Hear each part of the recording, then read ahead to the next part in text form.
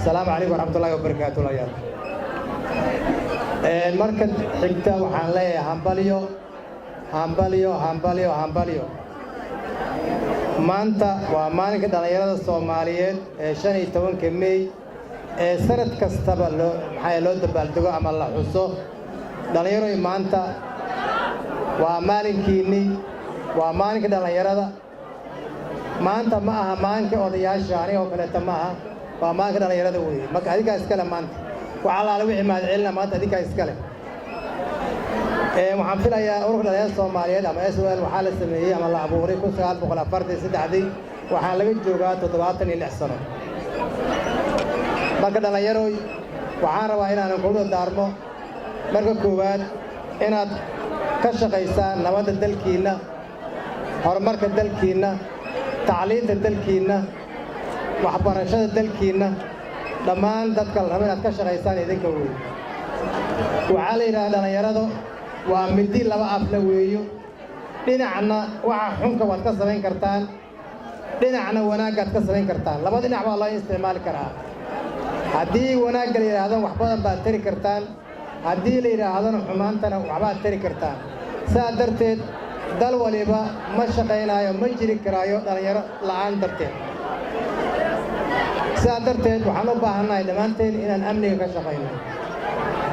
مدة كلا وحن سجارة هل كان هو مالعلنا يا كوحي هل كان صوب بندقي رنتي يعني فرشعنكي سيد كوعدي حافظ على اللي كوعدة من نمو كوعدة فرجة نو يداي دغنك هي كوعدي حافظ الشغالات دمانتود رنتي وحي صوب بندقي وحادي هذو قروح بدن كل كواحد فرجنا أنا ما دام حافظت كتر سنة وما سبت بالله هاي يدي على كاسوسين ردي وحروح بما صوب دكتين وعيسى حسابه شيء كذا وحيود عيسى سيد هدي هدا كالصومالية هرو جري جروي وعم بسلي هاي با شيء كذا هرا في عناد تنهاد جرتون أنت أمريكا كتبو وعن ربع دليروي inaad ka shaqeysaan mar walba u taagnaagtaan horumarka dalkiina iyo inaad ka dhaaftaan waxa aad looga shaqeeyay aad dhowr jeer laga shaqeeyay magafe ee tahriibka wax xun weeyo abwaanadii baa ka hadlay qof walba ka hadlay yani tahriibka dib uu leeyahay waxaan rabaa marka saa ula socotaan Jubbaland waxa ku soo socda doorasho xor iyo xalaal ah haddii ilaa yiraahdo waqtigeeda ay dhacaysaa laakiin waxa dhamaanteen xilka naga saar waxa weey meel aysan nabad ka jirin kaba dhici karto doorasho meel aysan amni ka jirin deganaansho kama jirin halkaani maanta waxaan ku fadhnaa waa amni sooma kama baqayna hadda qarax ma nagu dhacaa kama baqayna inuu la soo weeraro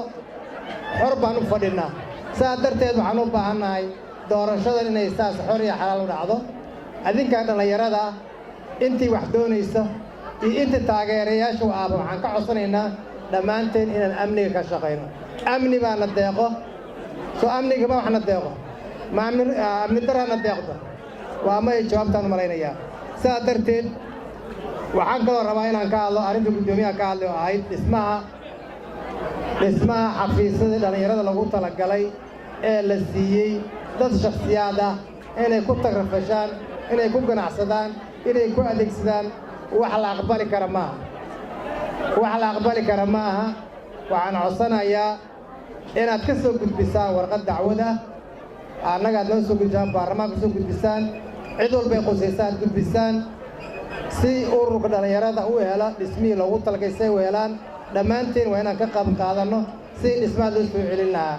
waxaan qabaa arrintaasna waan ku taageersannahay gacan baan ku siinaa heeli hoob aan ku garab taagannahay taasna sidaas in la yeelo ayaan codsanayaa aad iyo aad baa u mahadsantihiin